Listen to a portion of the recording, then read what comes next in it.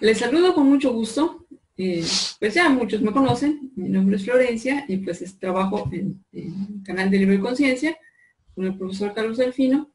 Y bueno, pues hoy tenemos un pequeño programita especial en el cual vamos a hacer una entrevista, a pesar de que hoy es su día de descanso, pero bueno, se ha tomado el tiempo para hacer esta pequeña entrevista que le vamos a hacer al profesor Delfino, con motivo del programa del domingo pasado, del dominguero, en donde hablamos del tema de, bueno, él habló del tema de la mecánica cuántica y el paradigma holográfico. Entonces, como han surgido una serie de dudas y una serie de preguntas que no podemos responderlas todas, y menos pues en su día de descanso, entonces mejor decidimos hacer una pequeña entrevista en la cual pues él nos da el favor de hablar un poco más del dominguero. Entonces, pues, profesor, le saludo con gusto y pues hay dudas y hay preguntas acerca de este tema. Y pues, si fueras tan amable de ahondar un poco más, de una manera más sencilla, más clara, pues lo que fue el programa del domingo. Yo pensé que estaba claro y sencillo. Parece incluso, que no. incluso me alegro que te externen las dudas. Florencia, la maestra Florencia está más directamente comunicada con nuestros seguidores, nuestro público. No me gusta la palabra seguidores porque parece que fuera tipo gurú, no es seguidores, es más bien las personas que ven el dominguero. El dominguero de ayer fue muy, muy importante. Tal vez el programa más importante, el dominguero más importante del año, porque si bien todo esto empezó a principio de año, y yo en nuestros talleres ya hace más de 4 meses atrás estamos enseñando el paradigma holográfico, o sea, mencionamos la mecánica cuántica como un ejemplo de lo que no es, no de lo que es. ¿Me explico con eso? ¿Por qué se empezó con la mecánica cuántica? Ahí tendría que ir hasta el 2015, cuando yo empecé con todo esto. Yo todavía era catedrático en una universidad aquí en Jalapa. Y siempre enseñé lo mismo, filosofía de la ciencia, metodología de la investigación. Y lo que me llevó a empezar con todo esto, o sea, de alguna manera a cambiar el giro incluso de mis cátedras de filosofía de la ciencia, fue una noticia que salió. Yo tenía Facebook normal, como todo el mundo, y la noticia decía algo así. No la encontré, la busqué, pero no la encontré. La ciencia demostró que tus pensamientos crean tu realidad. Y eso lo posteé. Y para mi sorpresa, imagínate un post normal de 50, 60 personas, de repente se dispara a 300, 400, no sé, una cosa así, ¿no? O sea, 10 veces más de lo que yo estaba acostumbrado. Y eso fue como en enero del 2015. Me dije, acá hay algo en este tema. Y después, como en julio del 2015, lo volví a poner y como si no hubieran visto el anterior, otra vez, pero más. Ya no fue casualidad entonces, ¿no? No, no. Había una cierta curiosidad por esto de la mecánica cuántica.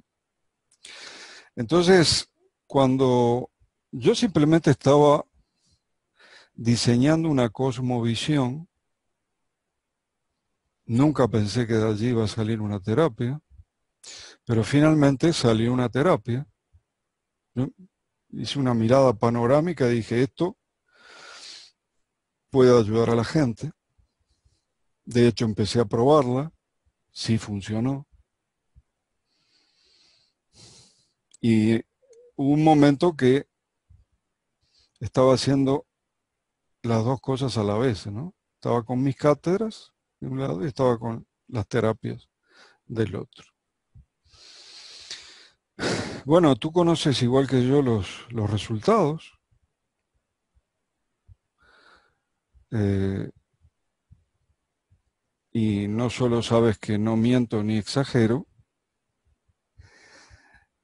sino que no es el estilo de vida coherente, así que no me vas a dejar exagerar, pero realmente los resultados de la terapia son impactantes, son impresionantes. Hemos visto personas que se han recuperado ellas, porque la terapia de vida coherente, les recuerdo que es una terapia de autosanación. Así que hemos visto depresiones de 20 años de antigüedad recuperadas. Hemos visto tumores malignos con diagnósticos de muerte en unos meses. Todo personas que hoy están viviendo su vida recuperadas y autosanadas gracias a las orientaciones del método Vida Coherente y gracias a los ejercicios de energía. Serían las herramientas que nosotros le proporcionamos a las personas para que puedan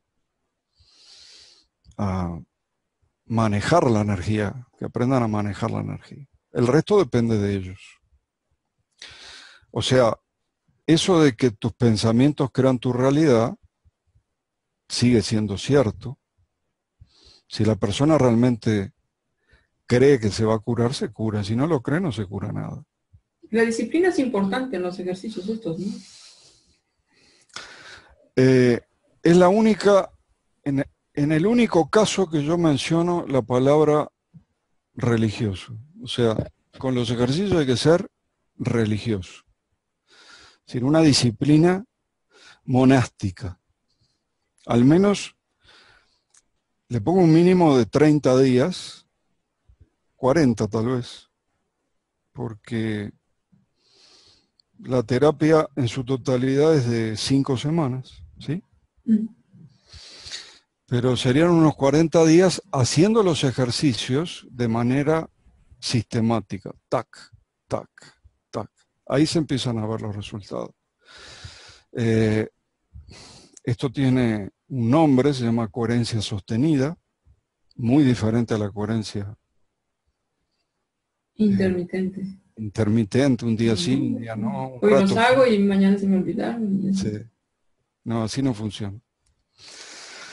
Pero una vez que la persona logra la sanación, ya está. Ahí ya puede darse las libertades. Yo aconsejo que sigan con un ejercicio al día, sistemático, y con otro ejercicio que este ejercicio es el único que nos quedó tal cual casi del Instituto HeartMath, que es el de coherencia rápida y que sigue siendo el mejor. Y le doy a HeartMath todos los créditos que quiera, sigue siendo el mejor para que tú recuperes la coherencia si la pierdes, la recuperes rápidamente. ¿Sí? La incoherencia energética es la que te enferma, en realidad. Y la incoherencia energética empieza con una emoción incoherente, con una emoción negativa. Pero eso es al margen de esto. Regresemos al dominguero entonces. Regresamos al dominguero. Yo dije, empezamos con la mecánica cuántica porque esta afirmación es una afirmación que viene de la mecánica cuántica. La ciencia demostró que tus pensamientos crean tu realidad. Ahora, había algunas cosas que no cuadraban. Por ejemplo, como tú sabes, la cuántica es una ciencia probabilística. Por lo tanto, al fundamentar la terapia desde la cuántica, todo cae dentro de la probabilidad, inclusive la manifestación. La persona cuando se sana está manifestando sanidad. Pero esto no es probabilístico. O sea, había una contradicción con los resultados. O sea, cada vez que decretábamos con alguien, eso se manifestaba. Tardaba un poco más, tardaba un poco menos, pero se manifestaba. Entonces yo digo, ¿cuándo va a caer esto en el porcentaje? No. En el porcentaje de no manifestación, porque todo proceso cuántico tiene un porcentaje de que no se cumpla. Entonces, este año empecé a leer sobre el paradigma holográfico. Empecé con Karl Pribram primero, que es el antecedente más lejano. Empezó hace como 80 años atrás con esto. Luego leí todo lo que hay de Pribram leí todo lo que hay. Y después David Bohm también, todo lo que hay. Y ahí fue donde se me abrieron los ojos. O sea, Bohm hizo lo mismo que hicimos nosotros. Cambió la postura cuántica por el paradigma holográfico. No confundan paradigma holográfico con holografía. La holografía es una técnica de fotografía de 3 dimensiones. El paradigma holográfico es mucho más profundo, es mucho más complejo y a la vez es mucho más simple que la cuántica. Más o menos para hacerla rápido y siguiendo un poco la historia, en 1982 fue la primera vez que se hizo correctamente, sin fisuras, el experimento del entrelazamiento de partículas subatómicas. Alain Aspect, un francés, doctor en óptica, le comunicaba a la comunidad científica que había logrado el experimento famoso, pero sin fisuras, con fotones. O sea, 2 fotones se entrelazan y quedan como si fueran un solo objeto, pero a cualquier distancia. Puede ser una galaxia de distancia. Y entonces, la primera duda, pregunta que sale en la ciencia es, ¿cuál es esa señal? Porque si hay una galaxia de distancia y se entrelazan, necesariamente tiene que ser una señal con una velocidad superior a la de la luz, muy superior. ¿Sí? Entonces hubo muchas hipótesis. Se habló de los campos taquiónicos, se habló de... esas son las que yo conozco, de los campos de torsión. conocí a una persona que creía que los campos de torsión eran el toroide del corazón. No, no. Son otra cosa. Los campos de torsión son otra cosa, muy diferente. Pero eran todas propuestas para encontrar la manera de que dos partículas subatómicas pudieran entrelazarse. Y entonces viene la hipótesis de Bohm, entre ellas, David Bohm, y le dice a la comunidad científica, no es que dos partículas se entrelacen con una señal. No. Es que ya estaban unidas esas partículas. De aquí, de la tercera dimensión, de esta densidad, se ve así, pero no es así en la realidad.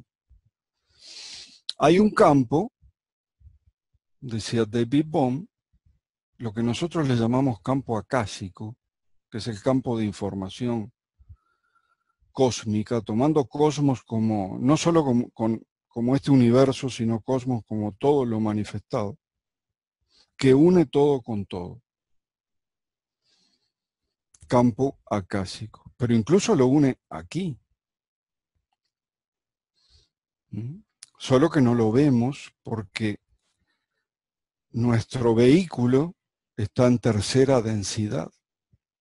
Así que es incapaz de verlo, excepto, es incapaz de ver que estamos todos conectados y todo conectado con todo, excepto en ese tipo de experimentos cuánticos con partículas subatómicas. ¿Sí? Ahí sí se puede ver, pero se ve como que se conectan, y no es que se conectan, estaban ya conectadas, se dejan ver conectadas. ¿Me explico? Pero la esencia de la realidad, que es lo que a nosotros nos interesa, la esencia de la verdadera realidad, no son las partículas subatómicas, no son las partes. La mecánica cuántica es una ciencia que estudia básicamente partículas, partes. Y David Bohm decía, lo que es la verdadera realidad es la totalidad. Solo que desde aquí no se ve. Desde aquí no vemos el orden implicado, como le decía, la totalidad.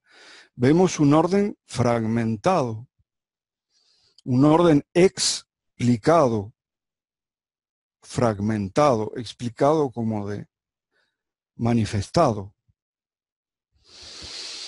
Y ese orden explicado es una proyección holográfica de la misma totalidad, la fuente, como le decimos nosotros. Es decir, la fuente proyectó un super holograma, que es este universo, que es lo que nosotros vemos, porque elegimos experimentar la individualidad, pero no es la esencia de la realidad.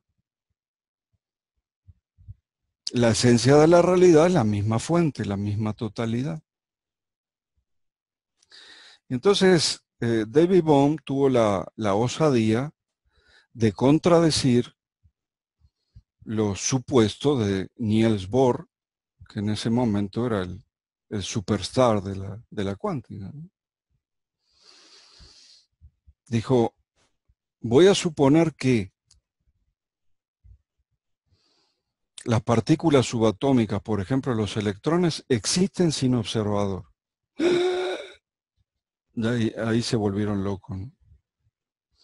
Y voy a suponer que la probabilidad de la mecánica cuántica se debe a que hay variables subcuánticas que no nos permiten ver que el universo no es probabilístico, es exacto, es matemático. El tiempo le dio la razón a Bohm en el 2012, recién. Era un poco lo que decía Einstein, ¿no? Que había algo que no era imposible, ¿no? No era un poco, es lo mismo que decía. Lo que pasa es que yo no sé si Bohm se lo sacó a Einstein o Einstein se lo sacó a Bohm, tiendo a pensar que Einstein se lo sacó a Bond. Digamos porque Einstein tiene antecedentes en ese sentido. Entonces, tiendo a pensar que El Einstein, pasado le condena. sí, trabajaban en la misma universidad. En los pasillos se cruzaban y hablaban de estas cosas. En Princeton. Entonces, yo le agrego a esto que desde aquí nunca se van a ver esas variables subcuánticas. Nunca.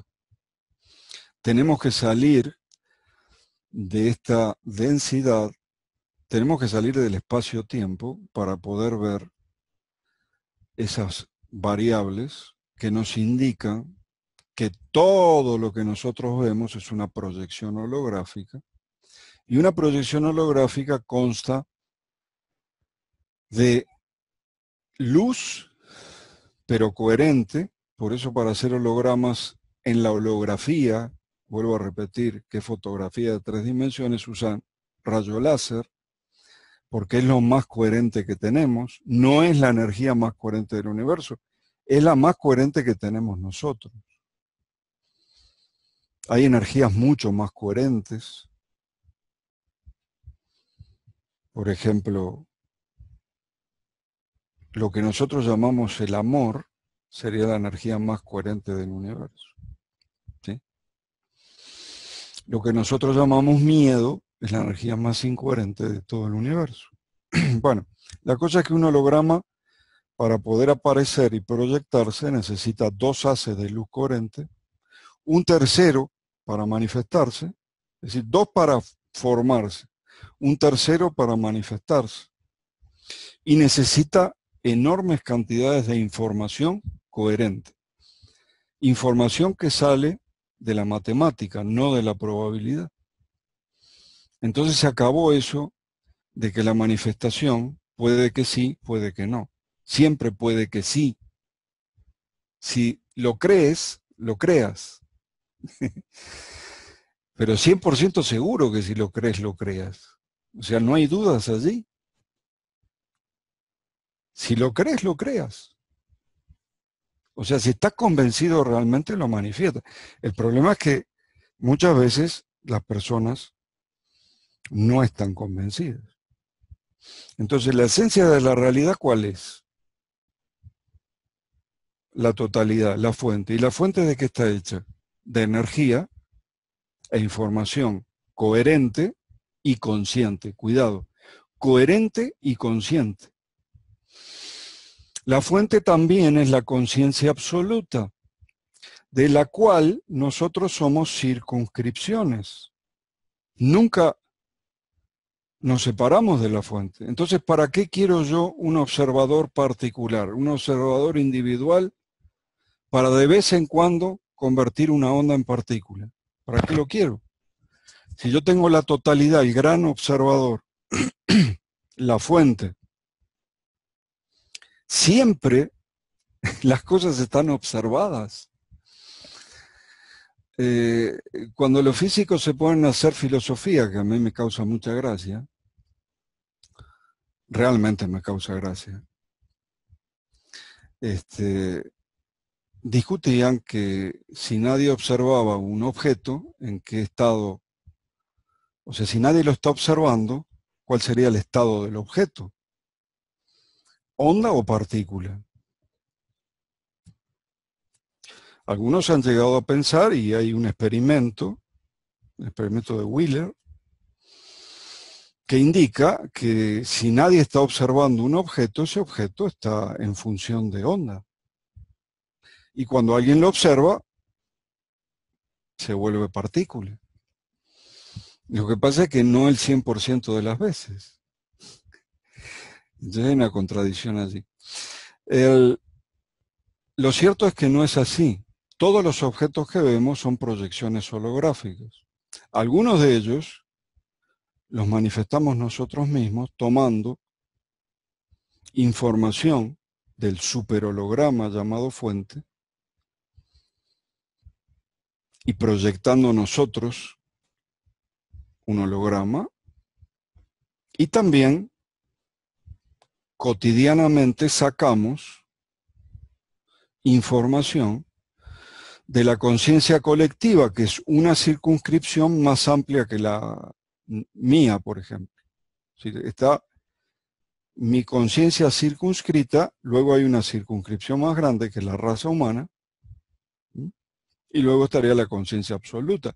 La raza humana ha generado toda una realidad que llamamos, en el paradigma holográfico lo llamamos consensual. Entonces, con esa realidad consensual, todos nosotros vemos más o menos lo mismo. No vemos exactamente igual, pero vemos más o menos lo mismo. O sea, estamos de acuerdo que esto es una lapicera, un lapicero, depende del país que estés, ¿no?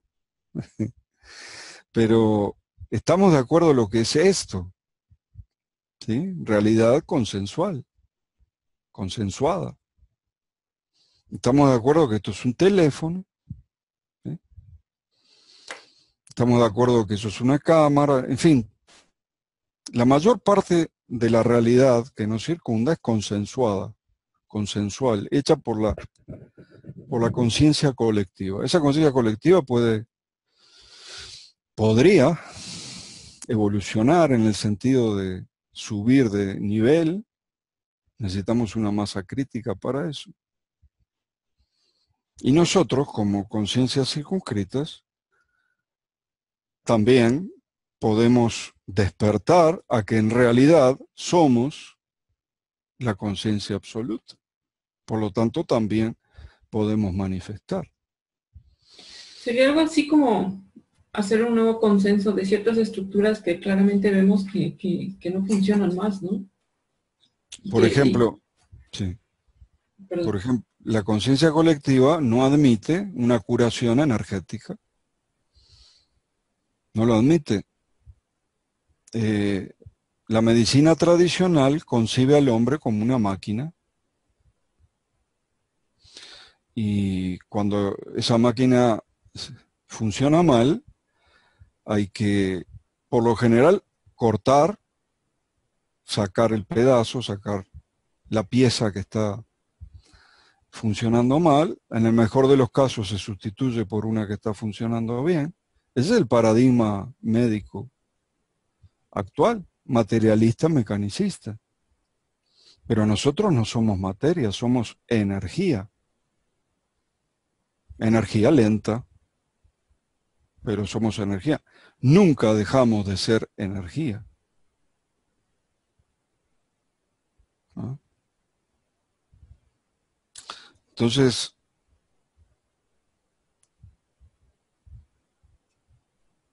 que quede claro, yo no creo que sea tan difícil, que desde una terapia primero se tiene que conocer la esencia de la realidad. ¿Qué es esta realidad en la cual estamos? Esta realidad es luz.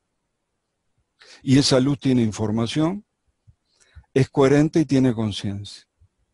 Si tú le dices a cualquier persona, este universo es luz, no va a tener ningún problema. Si tú le dices a una persona, tú eres un ser de luz, no va a tener ningún problema. Lo que pasa es que nosotros tenemos, para fundamentar algo, tenemos que decir las cosas como son. Un holograma no es un juguete de esos que hacen aparecer algo flotando en el aire en tercera dimensión, no es un juguete, no. En este caso el holograma sería lo que nosotros vemos, tampoco es la realidad, tampoco es la esencia. La esencia es la totalidad, la fuente, como la gente le quiera llamar. Si le quiere llamar Dios, puede llamarlo Dios. Solamente con la gran diferencia de que yo soy Dios. Tú eres Dios. Que seamos circunscripciones de la totalidad no quiere decir que dejemos de ser la totalidad. ¿Por qué hay gente que se dedica a la maldad? ¿Por qué hay gente que se dedica a atacar, a hacerle daño a los demás? Esa gente que cortó la comunicación. Desprenderse de la fuente no puede, estaría muerto. Pero cortó la comunicación. ¿Ah? Es como pagar todos los meses el servicio del teléfono, ¿sí? Estar en una red telefónica que me conecta con todo el mundo, pero tenerlo apagado. ¿Estoy conectado o no estoy conectado? ¿Sí o no? Sí. Sí, conectado estás, comunicado ya depende, es decisión de cada Para, quien, ¿no? para comunicarme primero tengo que prenderlo. ¿Eh? Que mis días de descanso trato de prenderlo lo menos posible. Pero esto es un ejemplo nada más. Y algunos se preguntará, ¿por qué descansa los lunes? Como los curas. Porque sabrán que nuestros días de más trabajo son viernes, sábado y domingo, ¿no? Donde tenemos una cantidad de talleres, pero no solamente talleres, tenemos seminarios para gente que se está formando como orientadores vida coherente, tenemos clases prácticas para que esos orientadores empiecen a practicar la terapia vida coherente. Bueno, y no sé qué más decirte. Que no es que la cuántica no nos sirva, de hecho aquí se ve cuánticamente. Lo que pasa es que la cuántica no nos da, y acá estoy buscando una frase textual de un colega, de un catedrático. Este físico también es filósofo, pero este es de los buenos, este lo hace bien, A este sí le sale. a este le sale. ¿Sí? Se llama José Ignacio Latorre, es catedrático de la Universidad de Barcelona, y él dice, desde la cuántica no tenemos derecho a conocer la realidad, ya que cuando se intenta observar o medir algo se lo cambia, se lo perturba. Por lo tanto, estas son palabras textuales. El conocimiento de la mecánica cuántica no es el de la verdadera realidad. Yo la primera vez que leí esto me dio un ataque de risa. Porque lo que yo estaba diciendo es que sí, era. No, está diciendo, el conocimiento de la mecánica cuántica, el doctor Ignacio Latorre está diciendo, no es el de la verdadera realidad. La cuántica conoce una realidad perturbada, intervenida. Qué casualidad, somos una raza intervenida, ¿no? Pero eso es lo que observa la mecánica cuántica y pone un ejemplo que tal vez sea trivial para los que saben mecánica cuántica, pero es así. Para saber si hay un electrón allí, tengo que disparar un fotón para que rebote y yo sé que ahí hay un electrón. Pero después que el fotón le pega al electrón, lo saca de órbita. Entonces yo no puedo decir hay un electrón, sería mentira, ya no está.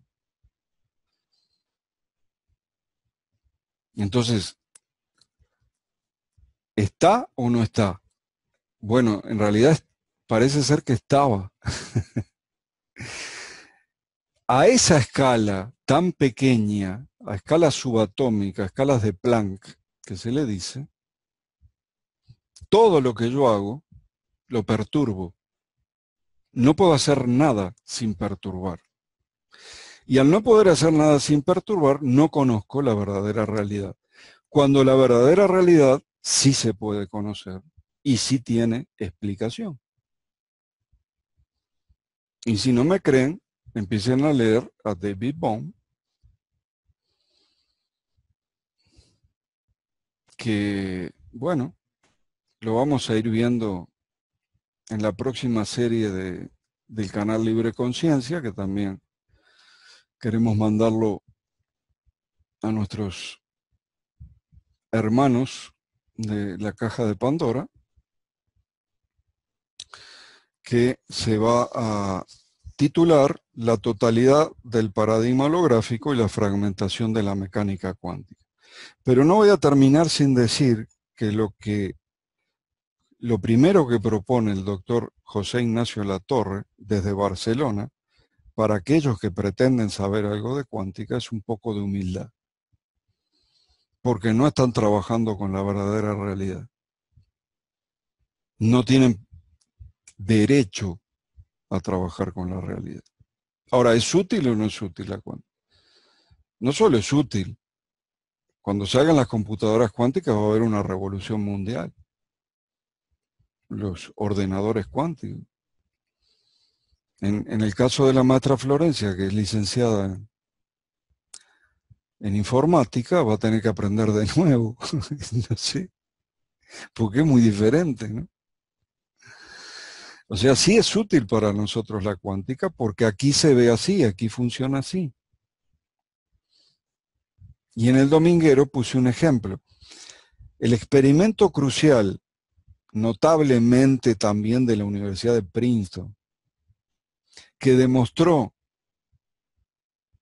sin duda, sin ningún tipo de, si no hay nada que decir ante eso, que todos estamos conectados unos con otros. Fue un experimento que se hizo con un dispositivo cuántico, un generador de números aleatorios que se basa en un principio cuántico. Y ese generador de números aleatorios, esos generadores repartidos por todo el mundo, en una computadora central daban un gráfico regular, digamos. Y cada vez que hay un acontecimiento mundial que mueve a la raza humana, como hace poco el atentado de Barcelona, que a todos nos movió y nos afectó, esa gráfica pega un salto, incluso horas antes, es rarísimo, pega un salto con respecto a lo que es normalmente todos los días. ¿Qué significa eso? Que muchas personas afectadas con sus campos energéticos en incoherencia modifican el comportamiento de los generadores de números aleatorios. ¿Entiendes? ¿Se comprende esto? O sea, fue la prueba más clara de que todos estamos conectados. Se hizo en la Universidad de Princeton, mucho antes que se hablara de las computadoras cuánticas. Doctor Nelson lo pueden buscar. Incluso aparece el famoso gráfico de el 11 de septiembre del 2001, fue el más grande de todos los que se registró. ¿Ya? Entonces, lo único que quiero que entiendan es que esto es necesario tenerlo, un fundamento. Es necesario tenerlo detrás de la terapia. No modifica para nada la terapia. La terapia tiene los mismos pasos, tiene los mismos ejercicios, no la modifica. Digo para que no se preocupen los que ya son orientadores. Hay personas que ya están viviendo de esto, son orientadores vida con él. A la terapia no la toca, no la cambia. La explica y la explica mejor. O sea, el paradigma holográfico explica mejor la terapia energética, vida coherente, que la mecánica cuántica. ¿Okay? Eso era todo lo que quería decir ayer en el dominguero. Claro, Bueno, pues lo que están trabajando con esto te deben haber llamado. ¿Qué pasó? ¿Que ahora cambiamos? No, no cambiamos. Fundamentamos bien, eso sí, no cambiamos.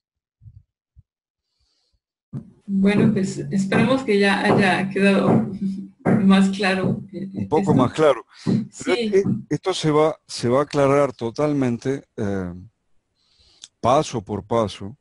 Porque hay mucha historia detrás de esto, ¿no? Todo lo que atacaron a David Bohm no tiene nombre.